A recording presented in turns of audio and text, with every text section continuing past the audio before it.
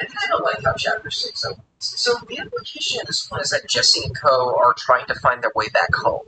And the best solution they have at the moment is to just go through random portals and hope it leads them back to their world. Given how many there are, this obviously isn't going very well, although this chapter begins with them popping into one that's kinda close. Barring the two moons, which honestly is just a tad more creepy than it should be. We spawn in some kind of graveyard and find a book. We start to read it, which immediately sees us surrounded by zombies. Like, a lot of zombies. As for what the book itself says, it's an invitation to a house party. But we gotta head over there fast because, my god, that is a lot of zombies. We got this whole action sequence as we make our way over there to this giant mansion, figuring it's where the party must be, and we head inside. Though on the way we see presumably our host, a strange character wearing a white pumpkin on their head. When we eventually get inside, we find ourselves in some kitchen with two people arguing just outside. Before we know it, Whoa! Wait, that's Captain Sparkles. Oh my god, I watched that guy all the time. Wait, who's this other guy, though? The heck is a torque dog? Is that anything like a game dog? Whoa! They just killed that guy. What? Whoa! Whoa! I mean, I know of these people. This is surreal.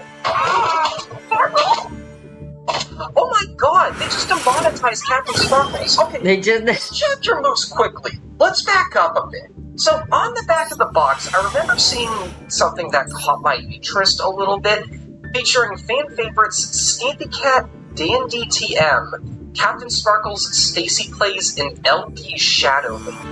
For those of you who don't know this space very well, these are YouTubers, real-life people, all of which have several million subscribers, and are also particularly how do we get out of this screen? Minecraft.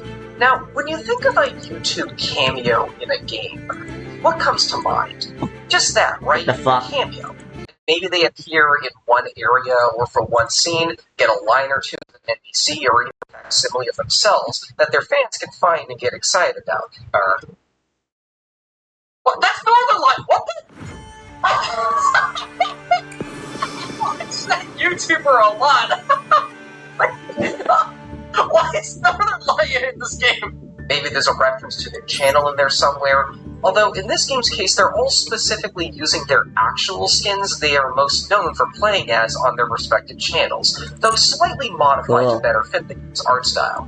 And in terms of the characters themselves, it's like actually them. They even reference how many subscribers they have. Sparkles got like 9 million fans? This is so weird. Overall, yo, a runic secret pack. Cringy to some. It may date that subtle part of your game in the long run, especially if said YouTuber got canceled at some point, but like, for the most part, it's a pretty harmless and fun practice, right? So, I read that, and I was kind of curious where these YouTubers trap were tricks going to show up. Chapter 1 went by, not a single one appeared. Then Chapter 2 passed, not a single one there either. Chapter 3, 4, 5, still no sign of these alleged YouTuber cameos. At this point, I was getting a little curious if I may have missed something. Like, maybe these cameos were hidden somewhere and I overlooked them somehow, or maybe many of them have shown up, and since I only actively follow one people of these 5, I just missed them? No. They're all in Chapter 6. Like, all of them. Every single one of them. This felt weird to me. Like, why all at once? I was not ready for what the game was about to throw at me. So anyway, Captain Sparkles and Torque Dog. I'm sorry, this chapter is insane. I love it. These two barge in arguing over something, and we figure they must be other guests who were invited to this big party. We're trying to get some information on the place when suddenly the lights go out, and when they turn back on, Torque Dog is dead. Jesus, come here.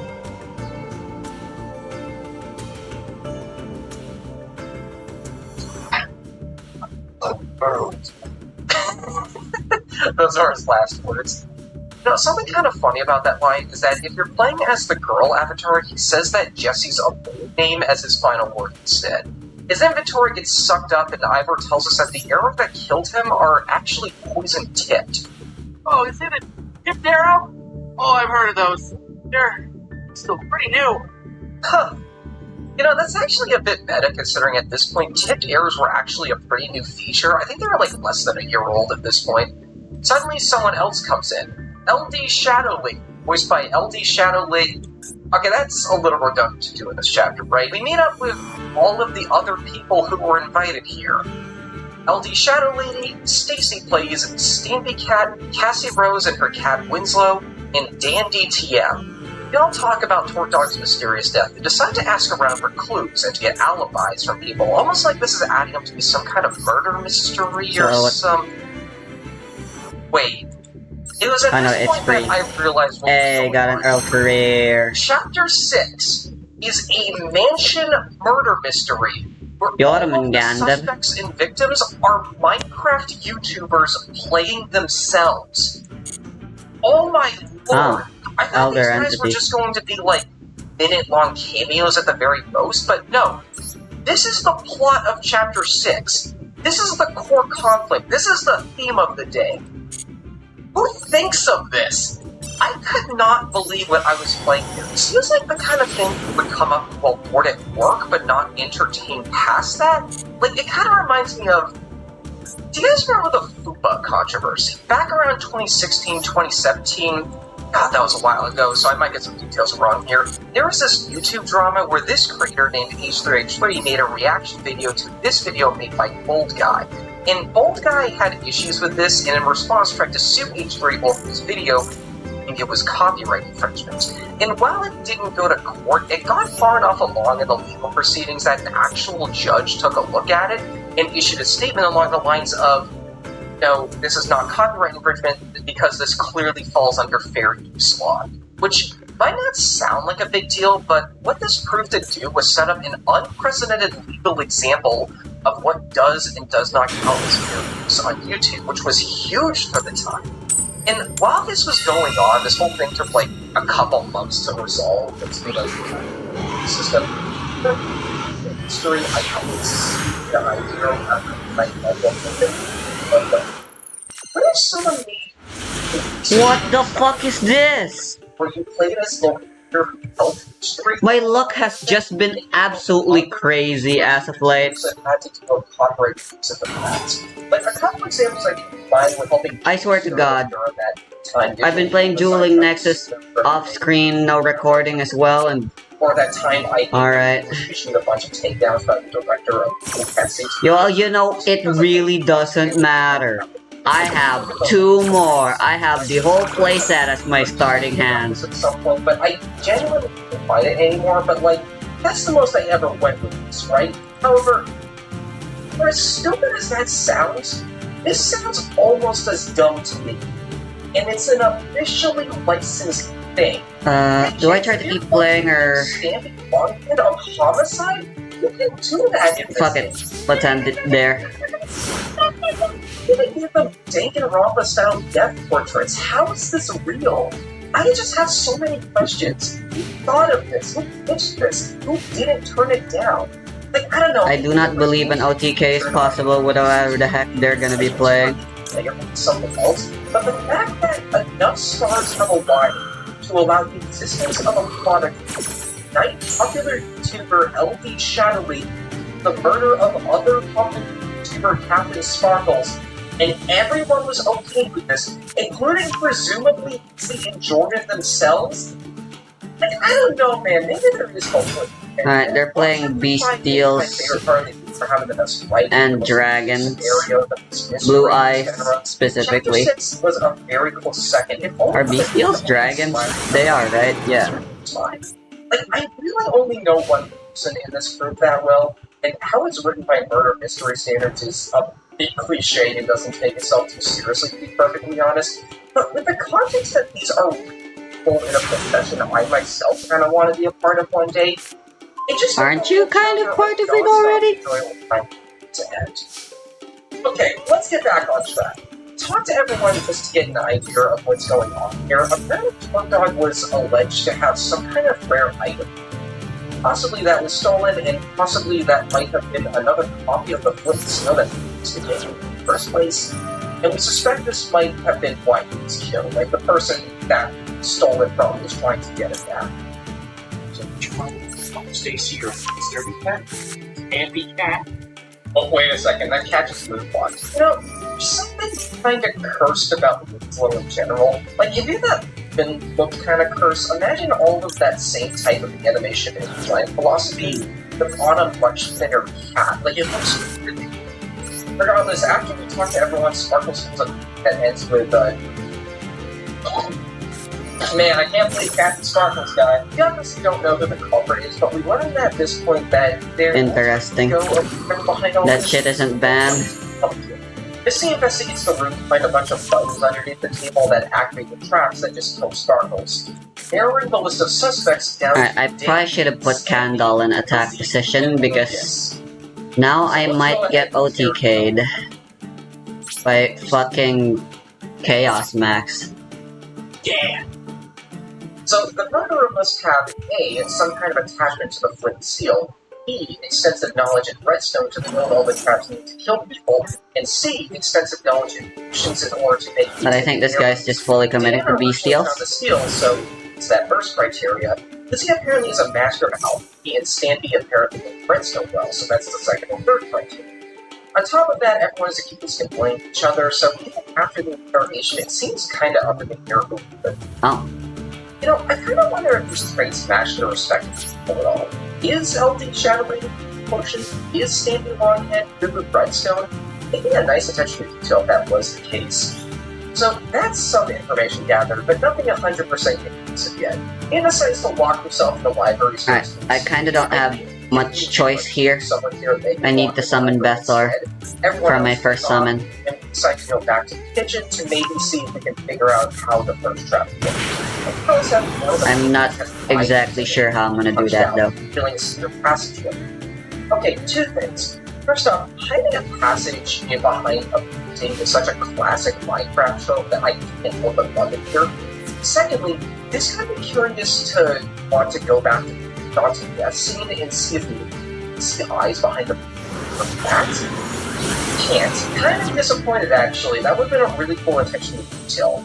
Following the pathway, we find that it leads up to more of the house and contains several levers that activate traps. So at least we know how the white pumpkin is getting around and killing them. And oh hey, there's the library.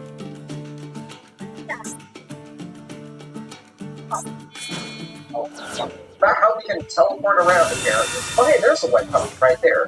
Yeah, the spider trap killing Z, and actually who dies here can actually change depending on a couple scenes ago. If you decide to help out here instead of following the white pumpkin. Next stage decides to follow the killer into the passageway though, getting back to the main plot. Lucas joins the chase, but then the pumpkin frames him for being a killer by shoving their pumpkin on his head, and now all the YouTubers are flaking him. That's the walk in London for now, to make everyone happy. We investigate a bit, find another secret passageway. While going down, it is revealed that the white pumpkin has actually been. I need to top deck Pensibloom. That's literally my only out right now. Yeah, that's a huge spot that with a lot of cool properties to it. It's cool to see a reference here. We also find a pool that's collected. That is not Pensibloom. A pumpkin farm and it's the epic jump scare. It's stuck down here too and reveals to us that apparently he stole the magic from the steel. This one is great. Well, I guess he's along for the ride right now, just as we come across a full lair. It's a chest containing the loot of everyone who's killed, and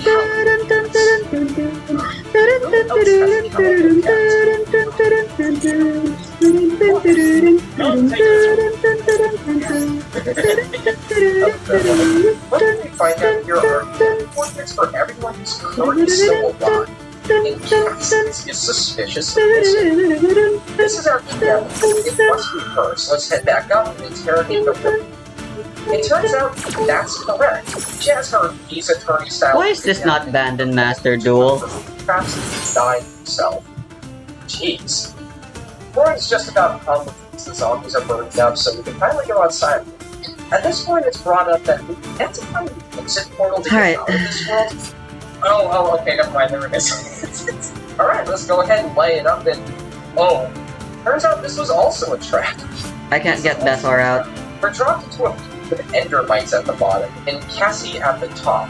She lived, and she's ready to fight us for that flint seal. This is an action sequence, and it gives us an introduction to ender pearls. In Minecraft, how they work is you throw one, and then you instantly teleport to where it lands. kind of a cool mechanic, actually. And here, not only is it a bunch to get around, but he also uses them a lot in fighting style. Again, with this game having fighting styles for each character, the sequence is actually kind of fun, too. This is a lot of different things of how ender pearls, flint steel, netherrack, levers, sand, among other things work, and based on how that really feels like it could happen in a Minecraft universe. And I wish there was more stuff like this, to be honest.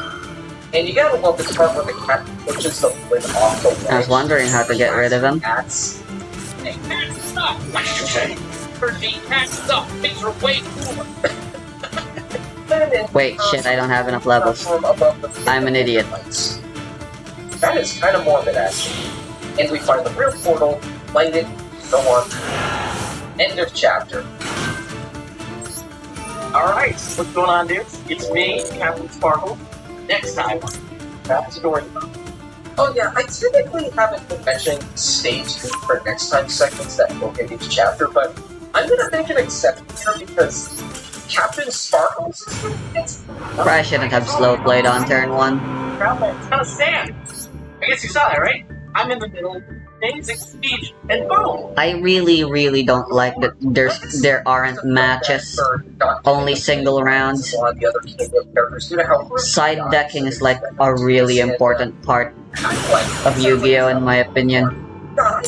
It really sucks that it has no representation here. It's ridiculous. It's one kind of ridiculous.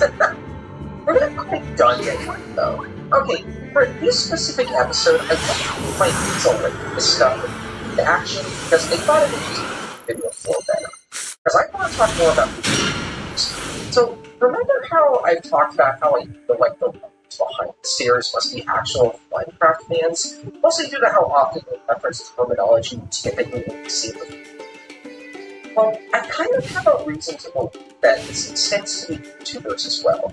Because there's a lot of things they do say that I can guess are references to their own channels. I learned it like that because, again, of all of these folks, I really only watch Captain Sparkles, but given some of the references I use from him, along with some of the oddly specific details present with some of the other characters, this is just a logical conclusion. Like, for example, at this... Yeah, let's just go ahead and try to prevent any place. After using the word darn.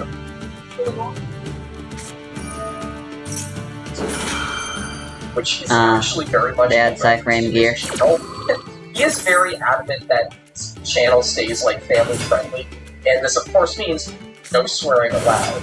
So what he sometimes does is he, like, replaces actual swear words with other words, like, instead of the F word, he would say fork.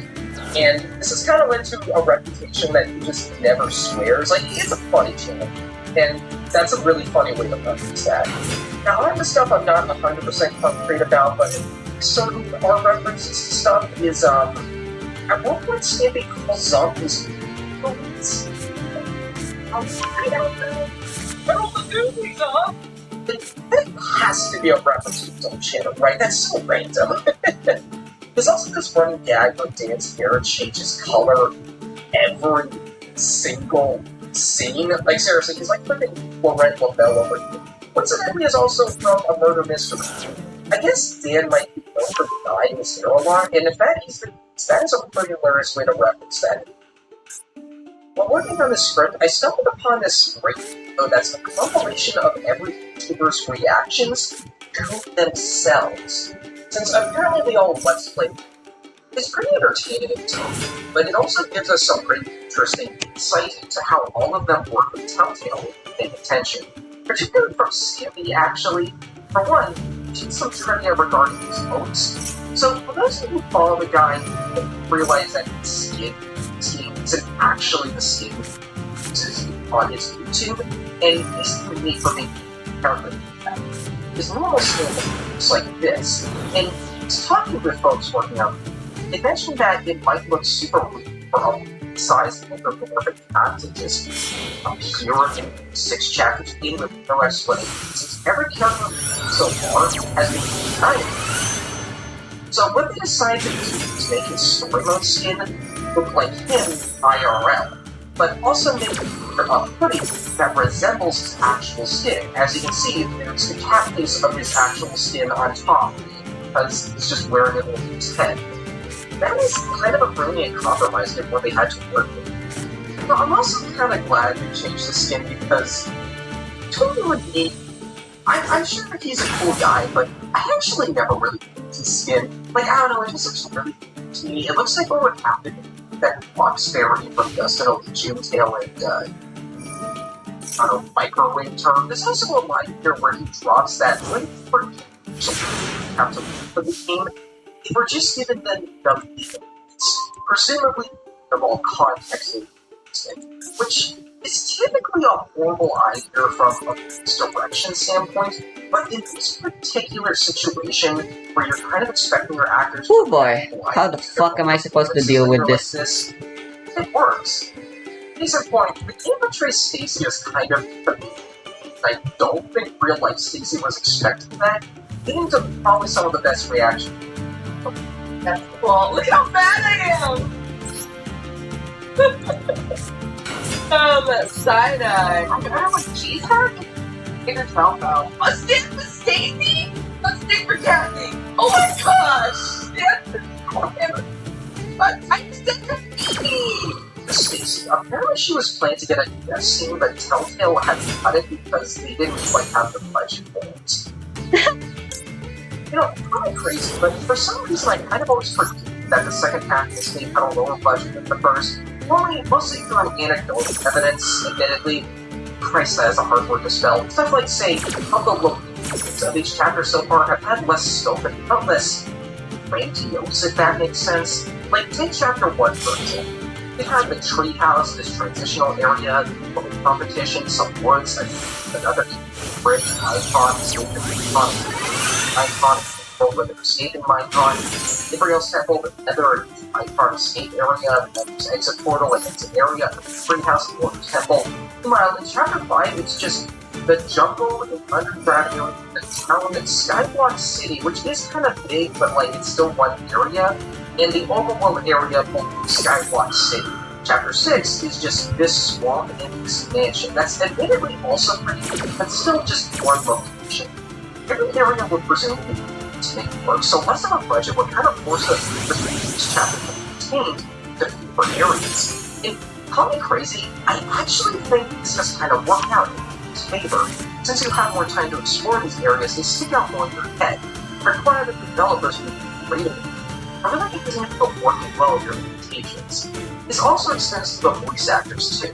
The first half of the game had all these huge name actors that even I recognize, but now that we're in the second half, we want to the IDs of a lot of these folks. I noticed that their list of roles are a lot shorter. Now, I know that less popular doesn't necessarily translate to worse, especially in a field like voice acting, but you can't deny that these factors would have resulted in less costly roles for the company. In fact, there's even situations like Melissa Hudson. I forgot to mention this, but she's probably most well known for voicing a character on another Telltale. So I'd imagine she probably would have been very easy to approach to doing the character type of straight to them. I don't know. This they have less of a fun. That works actually. It's really just that, just a theory. Okay, theory. But it's the kind of thing where I'd be surprised if it wasn't the case. There's one last funny tidbit I wanted to talk about with YouTubers. I'm a liar. Shadow wanted to be the killer, and, you know, they should have gave her that role. I don't know, I think it would have been pretty funny, and it also would have cleared up space for another actual YouTuber. Yeah, we're going to talk about that now, too. So, an element of room you might have noticed is that two of these people aren't actually real-life YouTubers. Toad Dog and Cassie Rose. They're voiced by Adam Harrison and Ashley Birch, who, as far as I'm concerned... I thought I'm not allowed to... I want to try and see what happens. Right, like, all of these characters in this chapter have had this one thing in common, except for that. And I can't really find a here online, although I do have two hypotheses. Firstly, maybe they just couldn't get two more cameos before they had to work. Bruh, they had two. This many guest actors must have been hard to get together in of itself, and maybe they had two more that just couldn't make it or didn't want to do it for whatever reason. So at the last minute, they kinda made up to YouTuber sounding names to replace them. My second theory is that this was done deliberately given the roles these two play. In a mystery game, especially a murder mystery, the first victim and the first culprit are very pivotal roles. You want characters here who make an extremely strong first impression, but at the same time, not someone people would particularly miss, since they'll likely be removed from the story very early, possibly permanently. I think what a lot of writers will often do is make these characters either a big jerk or a big freak, and that very much checks out here. Twin Dog is kind of an asshole. Not a funny asshole like those NPCs, but just undeniably a jerk that no one needs. And well, okay, if I was getting a bunch of guest actors together, presumably not know the context to their lines, and I want to stay on good terms with them, I wouldn't give them a role like Torque Dog, you know? That's because Torque Dog is not a real YouTuber. Although, as for Cassie, I mean, one of the YouTubers volunteered to be the killer, so I don't know why they felt the need to make up a whole new character there. My guess is that it might for more reasons, as near the end they imply that she might have been an old builder. Cassie, what's her name, was talking about being trapped from another world. She was one of the victims. I don't know. But yeah. God, this was a fun chapter, girl. Anyway, that will be it for now. Thank you to my Patreon supporters, Royal Bot, Sean, and Great Wolf. Thank you all for watching. Please consider giving the video a like and sharing if you enjoyed it. Next time we'll talk about Chapter 7, which is also pretty great. Alright, I'll see you folks later. Thanks for watching. Call me the Queen of Bricking. What the fuck is going on?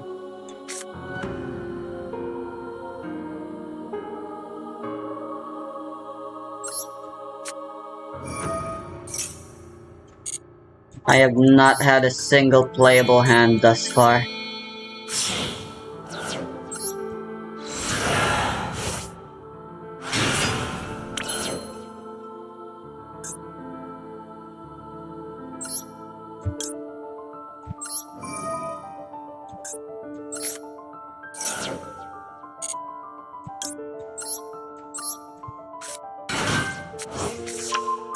Probably should have put Ruin on defense position, honestly.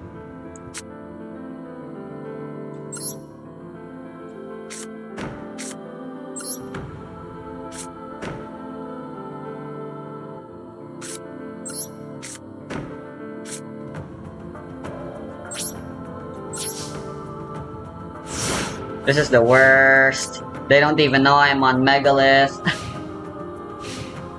I'm gonna die.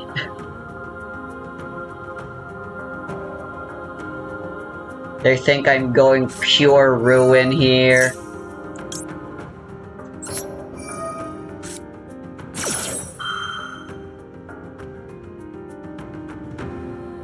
They're on Sky Strikers.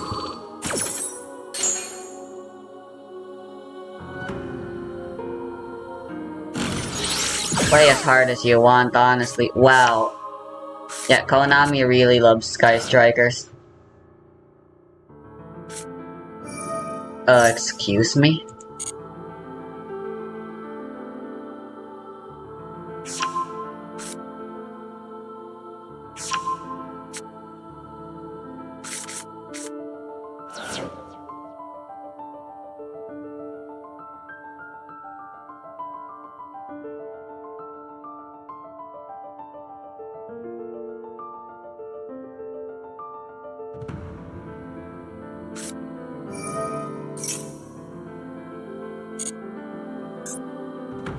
Interesting.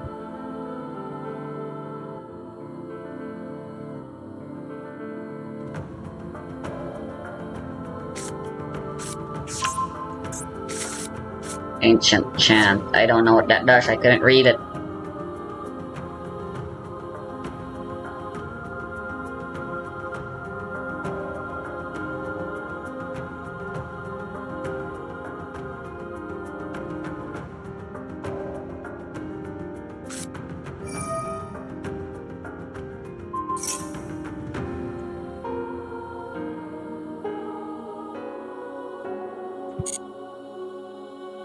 This is unsurprising.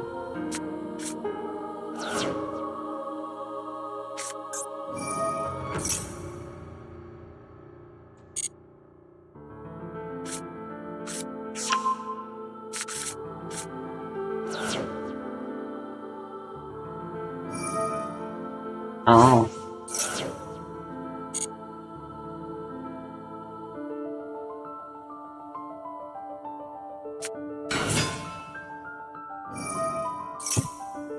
They're running winged gods.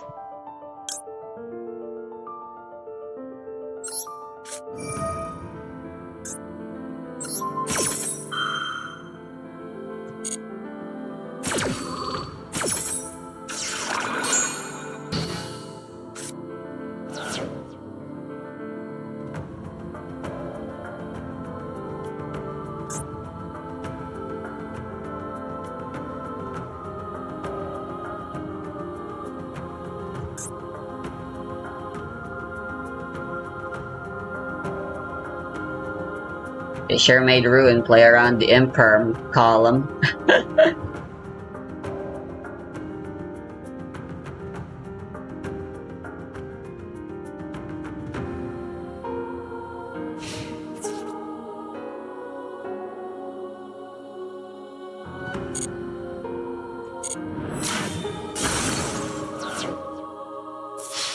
Yeah, I don't want Pensive Bloom there.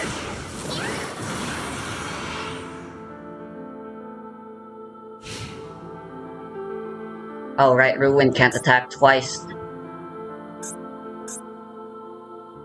Because I never summoned that way.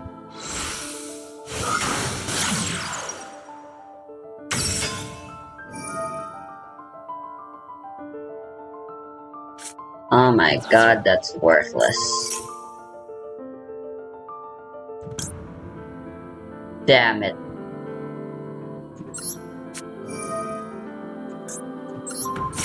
Honestly, maybe I should have just let it through. That card is useless now.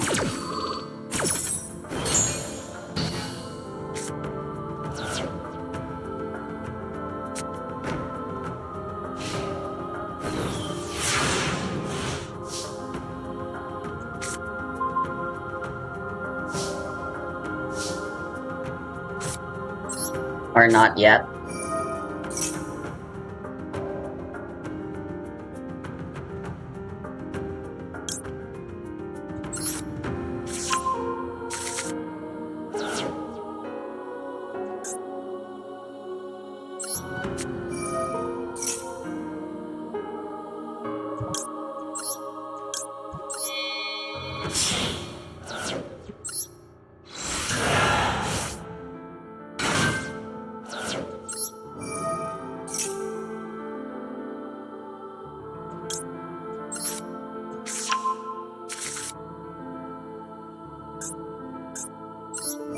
What is that face down?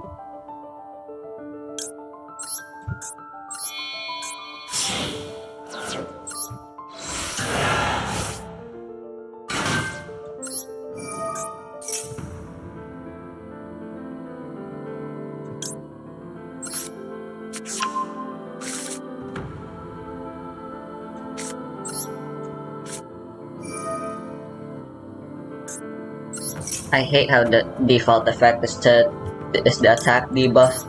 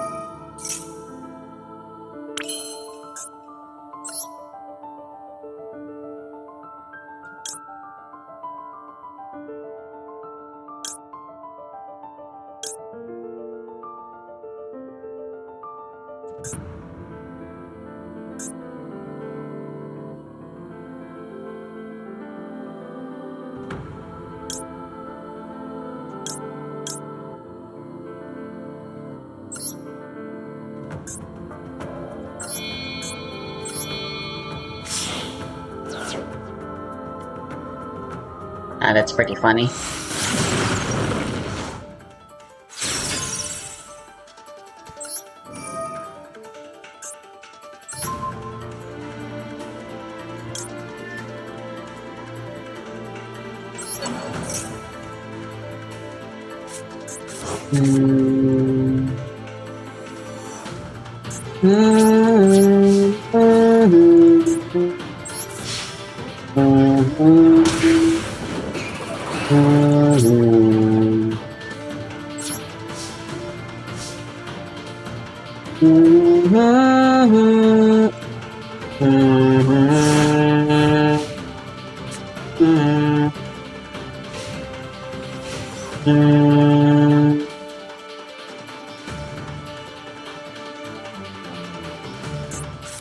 Dun dun dun dun dun dun dun dun dun dun dun dun dun.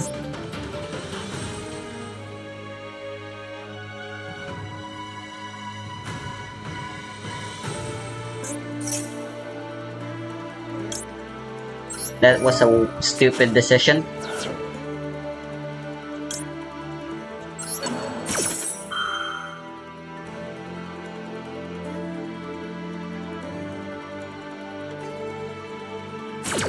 No called by.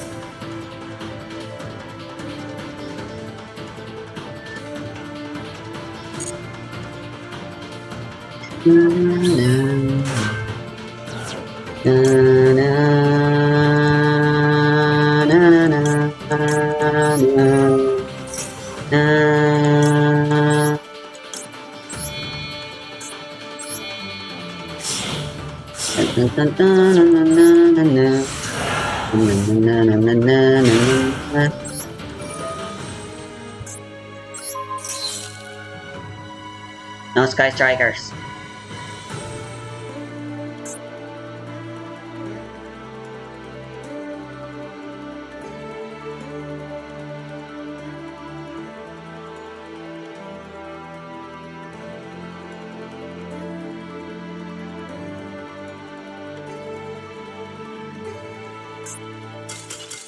They surrendered.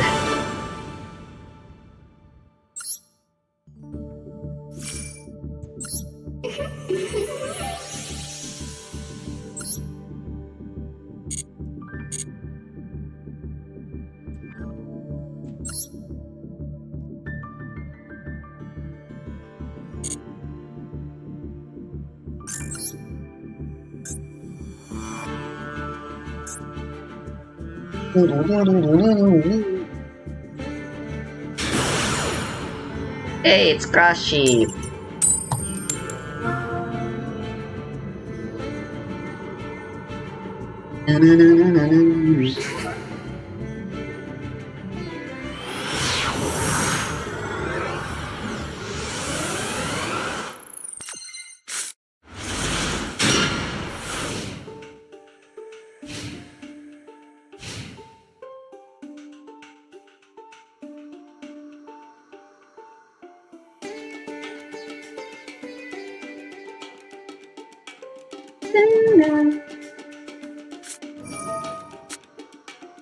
Be steal again.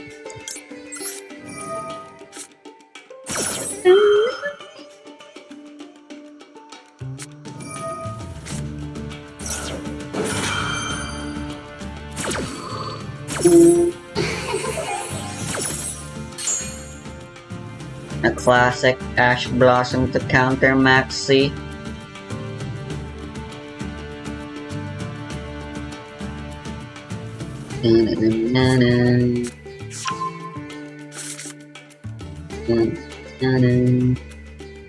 Now.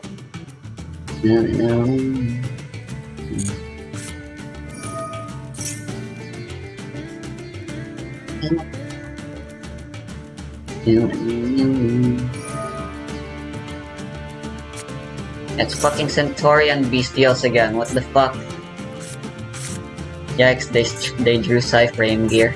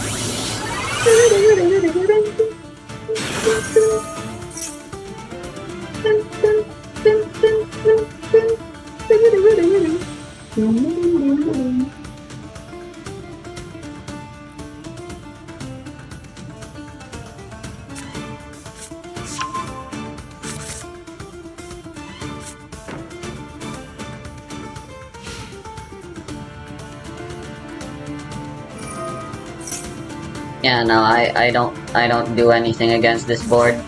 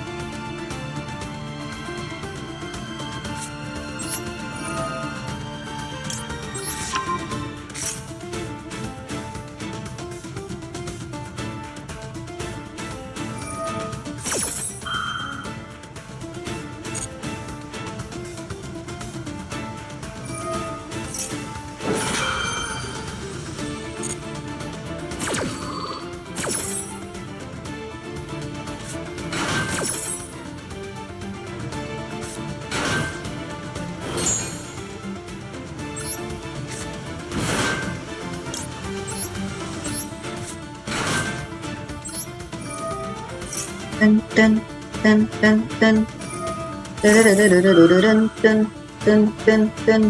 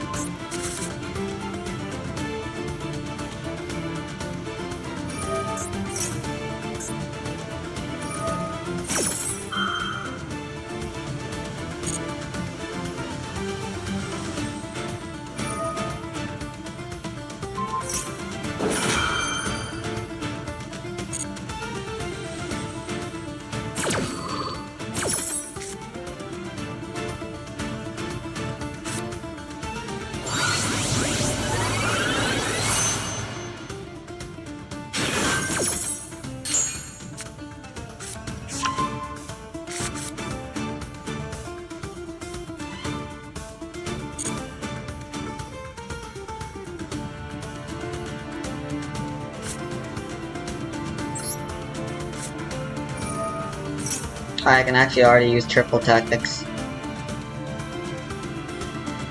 I'm an idiot.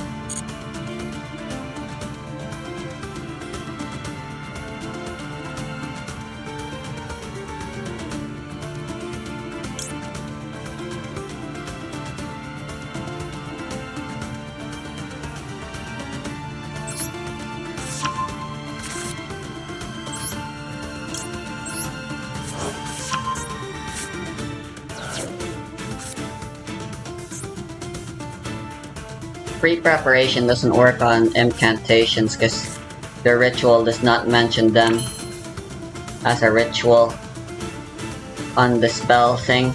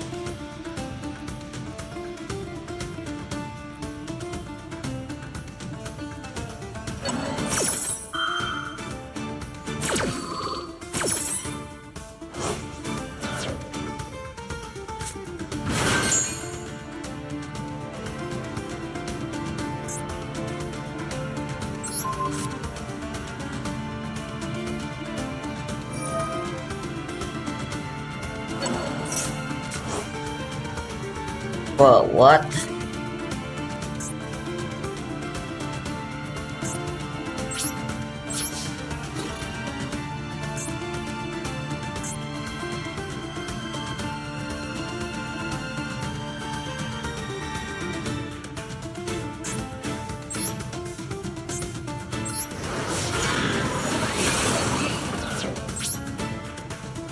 Not sure how good of an idea that was.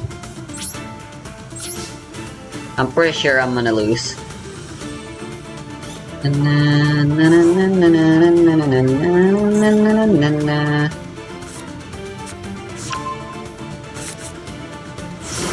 It's only until the end phase. Amazing.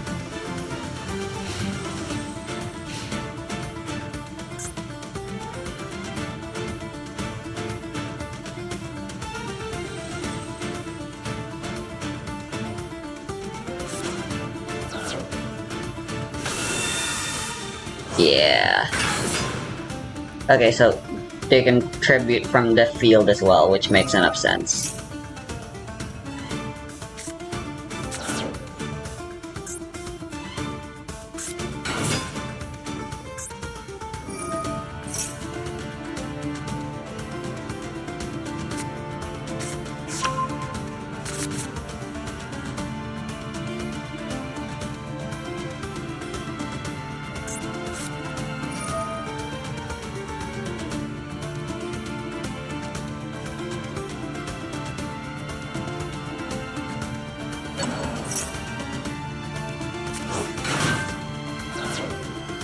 Nice.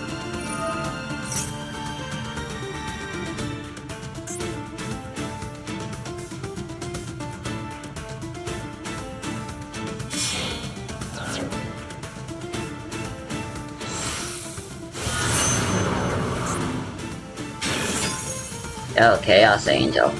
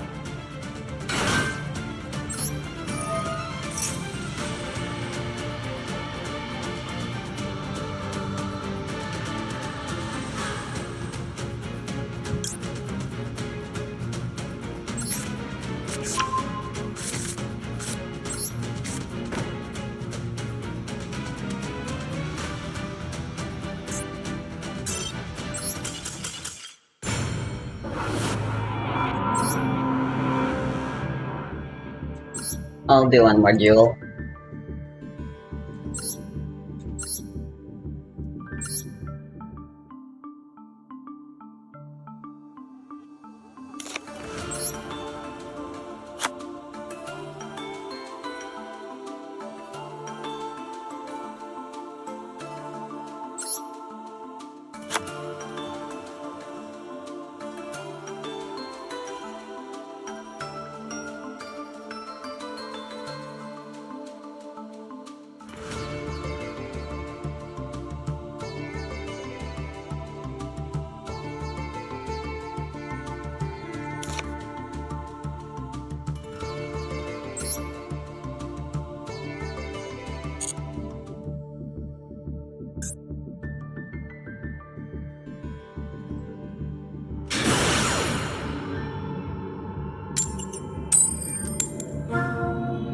I don't want to start with 3 Diviner of the Heralds anymore again.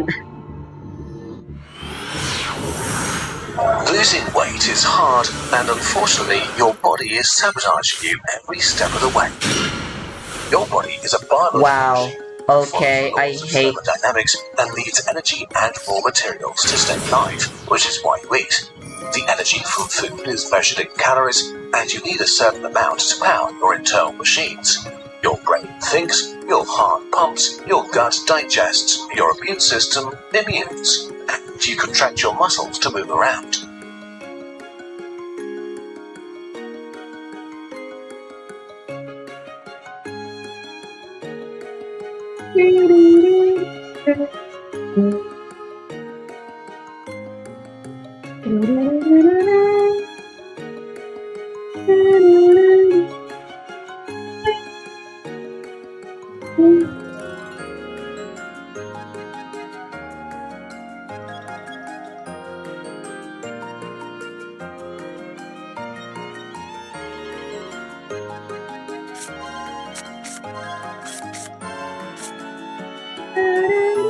What the fuck am I choosing from? It doesn't matter, they're face down.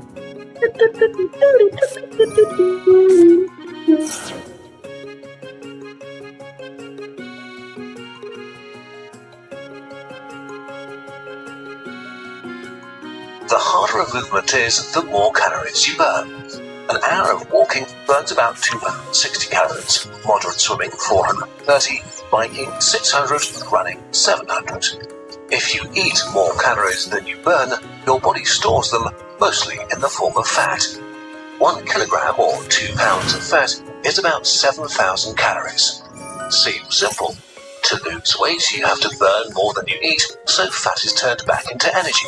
There are 2 ways to do this. Eating less, which we'll cover in another video, and burning more, say by moving around aimlessly, also called working out. We also get told early on that exercising is healthy somehow, so working out should kill 2 birds with 1 stone. Unfortunately, this doesn't exactly work out. It's one of these frustrating experiences where you do what you think's right, only to not see the results you deserve.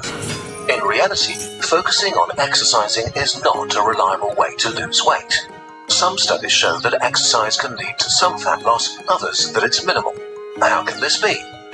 It turns out that until recently, we fundamentally misunderstood what moving around a lot does to our bodies. Disclaimer. The science on fat loss is complicated, and many studies compare vastly different populations, different measurements, and are complicated to understand. And the online discussion is full of personal anecdotes. This video covers general principles based on the current state of research.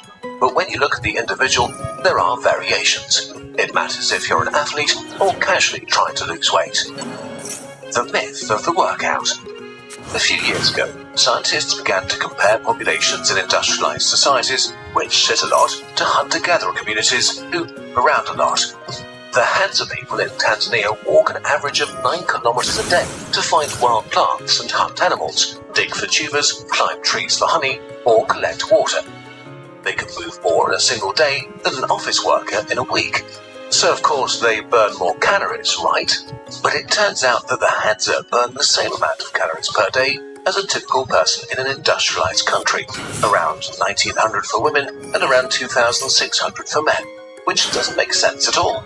It's also not their genes, since it's the same for other hunter-gatherer tribes. So the confused scientists looked at similar measurements in individual countries. It got even stranger. Active people who work out regularly do burn more than inactive people, but only very little, often as low as 100 calories, equivalent to a single apple. For some strange reason, in the long term, the amount of calories you burn is often relatively unrelated to your lifestyle. Per kilo of muscle weight, your body has a relatively fixed calorie budget it wants to burn per day. Sure, if you want to gain muscles by pumping iron, you also need to eat more to build and sustain them, or your new muscles wither away. But in total, your body keeps your calorie budget per unit of you pretty stable. And to make matters worse, if you want to lose fat, your body sabotages you in small and big ways. First of all, when you begin to work out regularly, maybe going for a run in the morning, your body may subconsciously make you move less when you don't pay attention. Maybe you take the elevator instead of the stairs, you sit more when you meet your friends, or you sleep longer, largely balancing out your burning and preventing you from burning much fat. You can overcome this temporarily. If you do actually change your life after sitting around for years and suddenly start working out without eating more, this is a shock to your system. You actually do burn more calories and lose fat, so you can lose weight through exercise. But this is often very short-lived. Your body adapts and burns fewer and fewer extra calories each week until it restores its original calorie budget. After a few months, you burn a very similar amount to what you did when you didn't work out.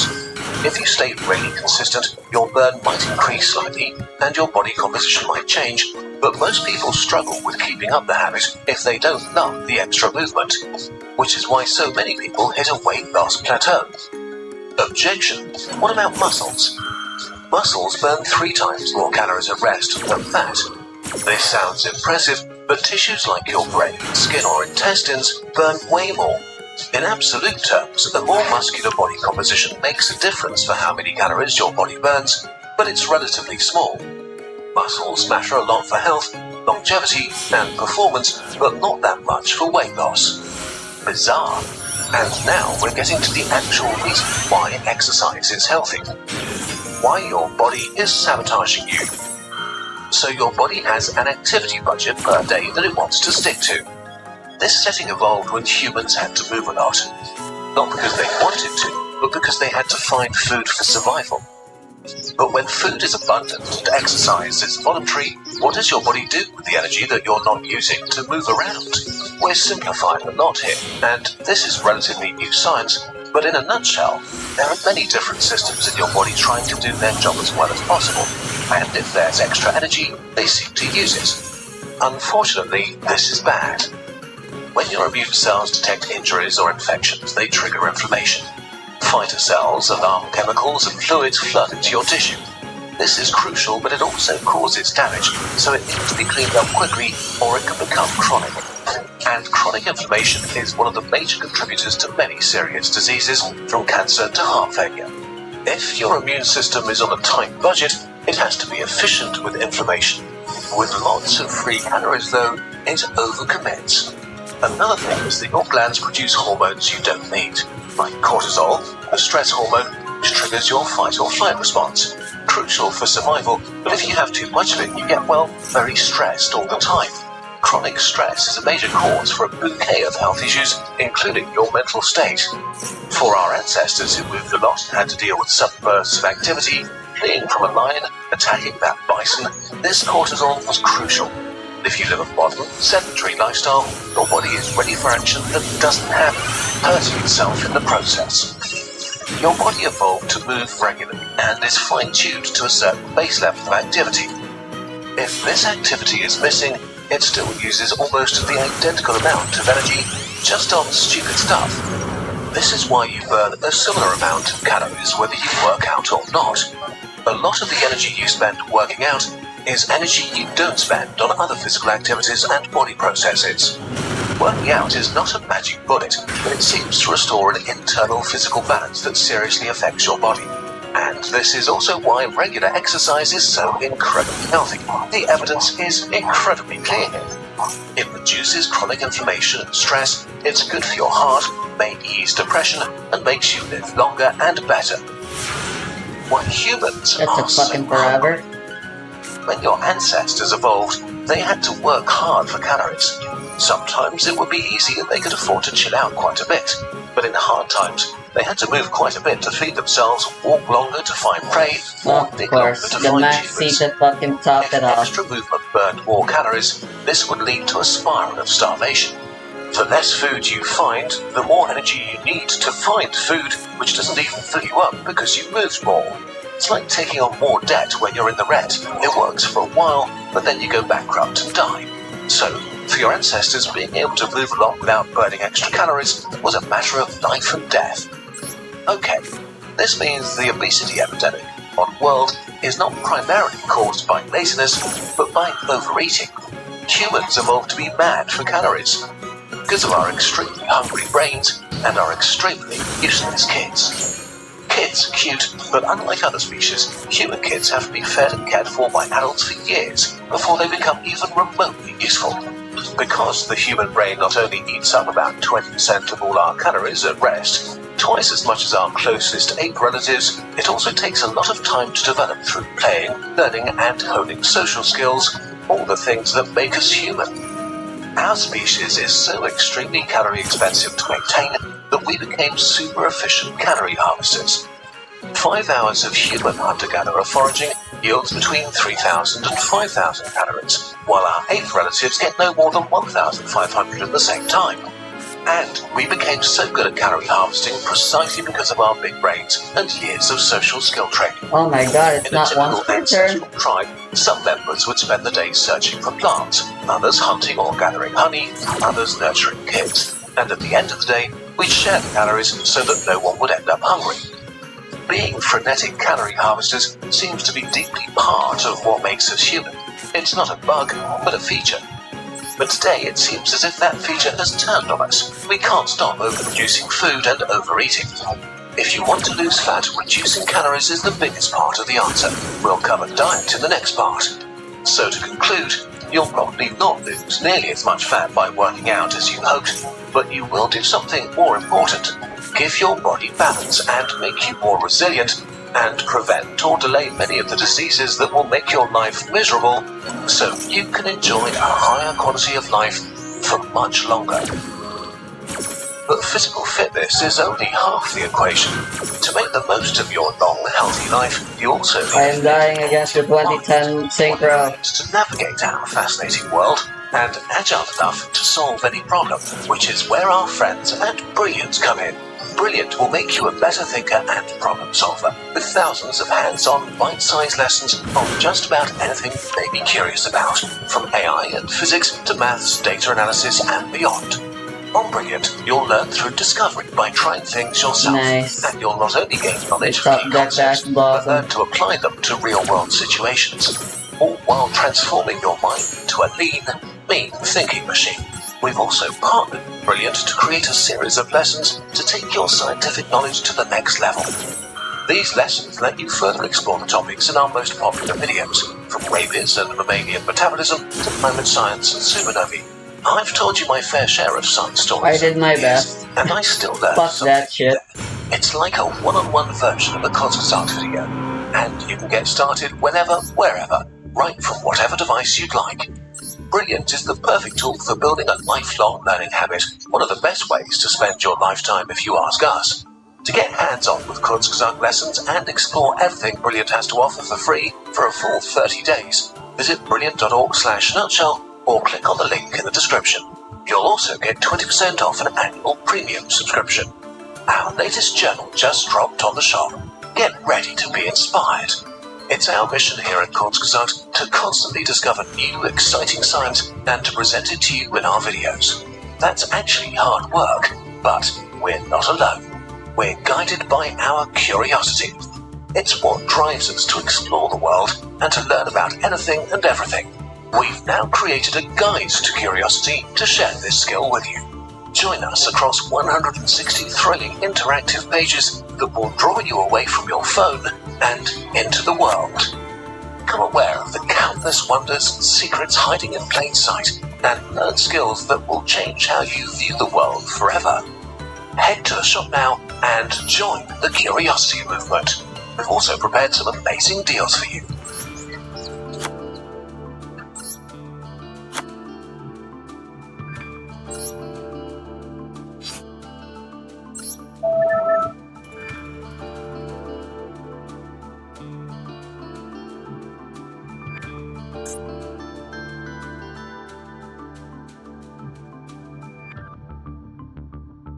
They just ain't my day.